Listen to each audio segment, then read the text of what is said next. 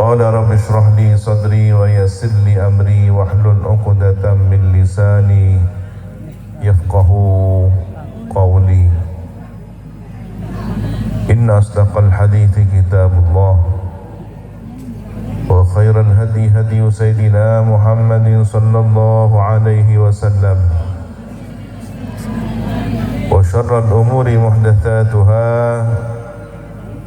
وكل بدعة ضلالة وكل ضلالة في النار. اللهم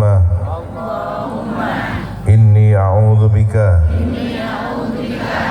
أن أضل أو أضل أو أزل أو أزل أو أظلم أو أظلم أو أجهل أو يجهل علي. ربي زدني علما ووسع لي في رزقي وبارك لي فيما رزقتني واجعلني محبوبا في قلوب عبادك وعزيزا في عيونهم واجعلني وجيها في الدنيا والآخرة ومن المقربين يا كثير النوال يا حسن الفعال يا قائما بلا زوال يا مبدئا بلا مثال فلك الحمد ولك المنة ولك الشرف على كل حال. وصلى الله على سيدنا محمد وعلى آله وصحبه وسلم. Alhamdulillah Rabbil Alamin. Amma ba'du. Hadratal muhtaramin, para alim, para habaib, serta para kiai. Akhussu bidzikri Habibina al-Mahbub Al-Habib Ja'far bin Muhammad al-Muhdar hafidhahullahu ta'ala wa ra'ah. Habibina al-Mahbub Al-Habib Farhan Ismail bin Abdullah Al-Idrus hafidhahullahu ta'ala wa ra'ah. Ya Haji Imam Abdul Rakib, para pengurus Majelis Wakil Cabang Nahdlatul Ulama, pengurus ranting NU sekecamatan Sumber Beringin, Sahibul Bait, pengasuh Yayasan Cakrawala Sumber Gading, para asatid, ustadzat, para wali murid, hadirin hadirat, muslimin muslimat, hafidhakumullah jami'an. Mana semoga setajina ijad raksasa kursa Allah Subhanahu wa taala. Alhamdulillah, haflatul imtihan ke-24 menjadi pertanda usia yayasan ini semakin dewasa. 24 tahun bagi seorang manusia adalah usia menuju kematangan. Para hadir mengenang kisah perjalanan insan kamil, manusia yang sempurna dalam segala dimensinya, akhlaknya sempurna, imannya sempurna, seluruh keteladanannya menjadi standar kesempurnaan bagi setiap insan. Sayyidil Wujud, baginda Nabi Muhammad sallallahu alaihi wasallam, adalah menjadi inspirasi kehidupan. Haflatul imtihan malam ini masih dalam nuansa peristiwa Isra Mi'raj. Kita mengenangnya beberapa waktu yang lalu di tanggal 27 Rajab. Kita sudah masuk bulan Sya'ban, dan hari-hari ini adalah hari yang penuh dengan keberkahan. Allahumma barik lana fi Rajaba wa Sya'bana wa ballighna Ramadan. Ahlan wa sahlan Haji Mahsun Hashim. Sallu ala Nabi Muhammad.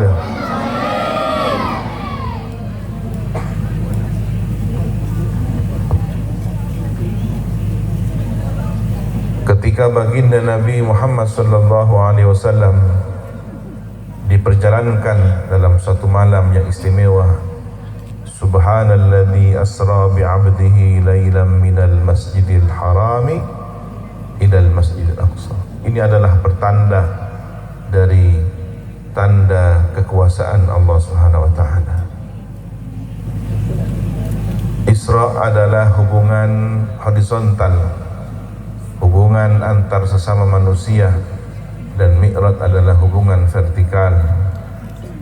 Maka setiap orang yang ingin menaiki jenjang kehidupannya pada level yang lebih tinggi, sebagaimana seorang murid ingin naik kelas,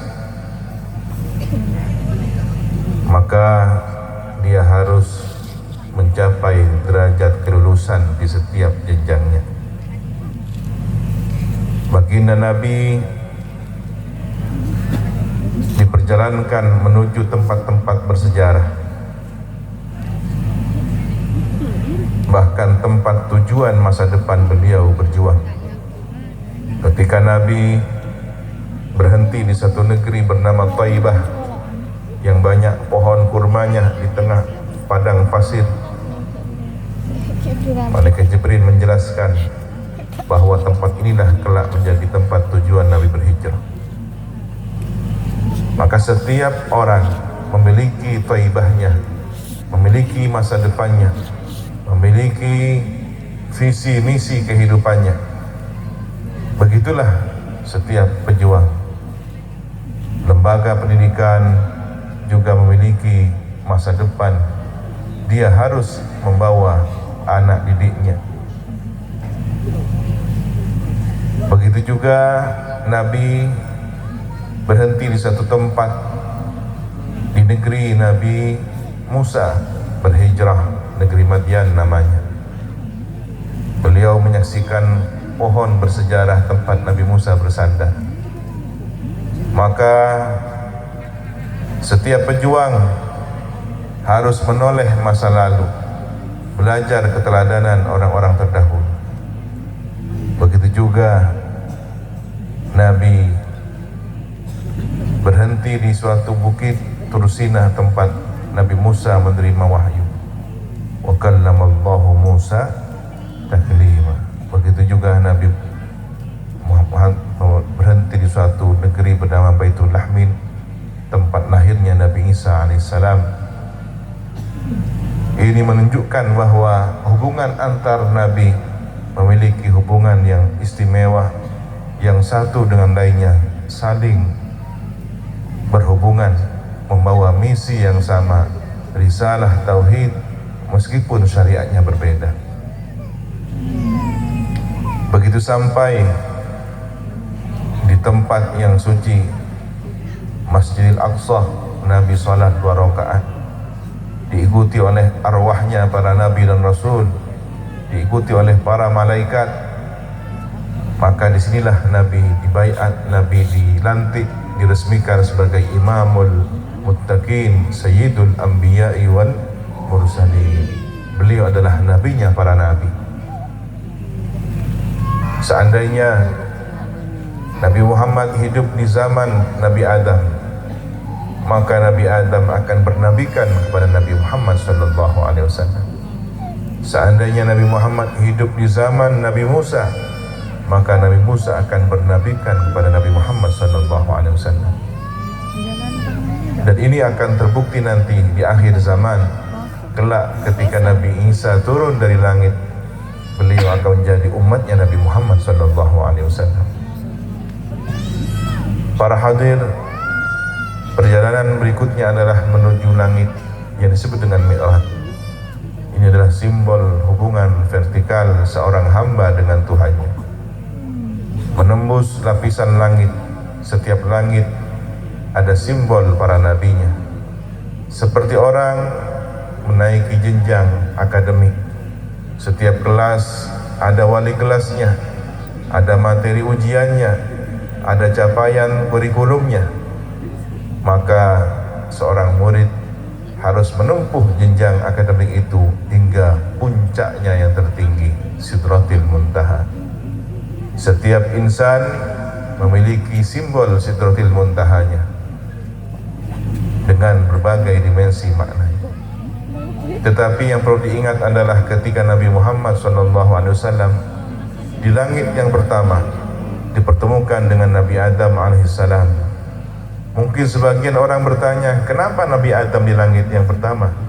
Bukankah beliau adalah ayahanda umat manusia? Mengapa beliau tidak di langit yang tertinggi, langit ketujuh menjelang Sidratil Muntaha?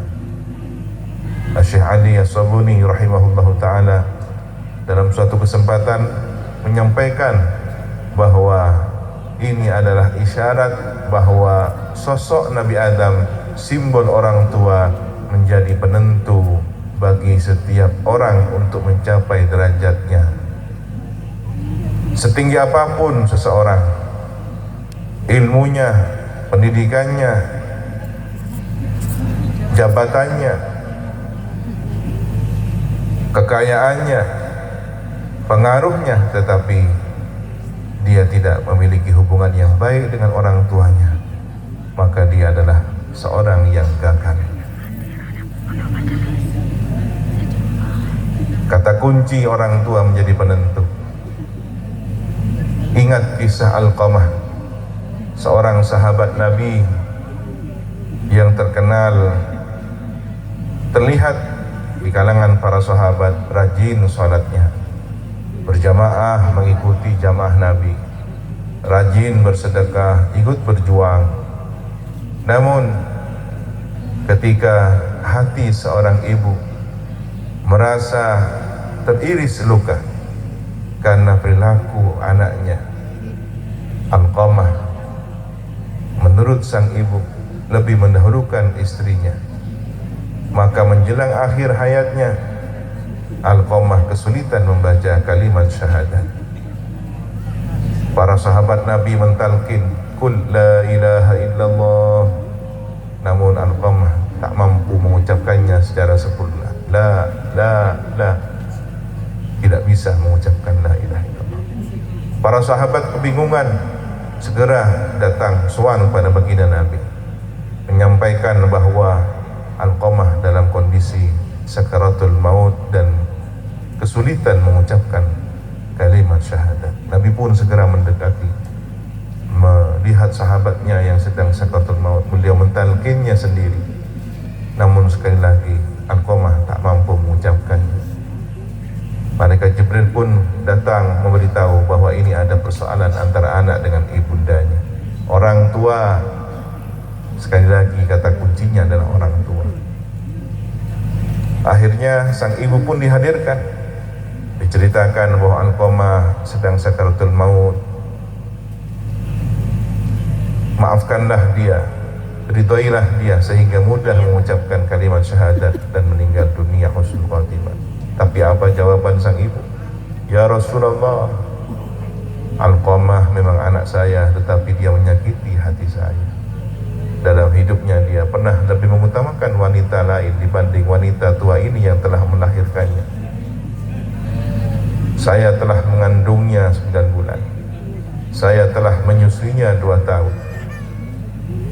Dan saya telah membesarkannya hingga dewasa. Tetapi Alqamah lebih memuliakan, lebih memberi perhatian seorang wanita yang baru datang dalam kehidupannya. Nabi bijaksana, penuh hikmah. Maka kemudian Nabi memiliki cara tersendiri. Wahai para sahabat, jika demikian sulit rasanya, kalau begitu siapkan kayu bakar. Nabi merintahkan para sahabat untuk mempersiapkan kayu bakar dan dinyalakan sedemikian rupa sampai menyala, berkobar, begitu nyalanya kobar, begitu terlihat kobarannya, Nabi memerintahkan para sahabat untuk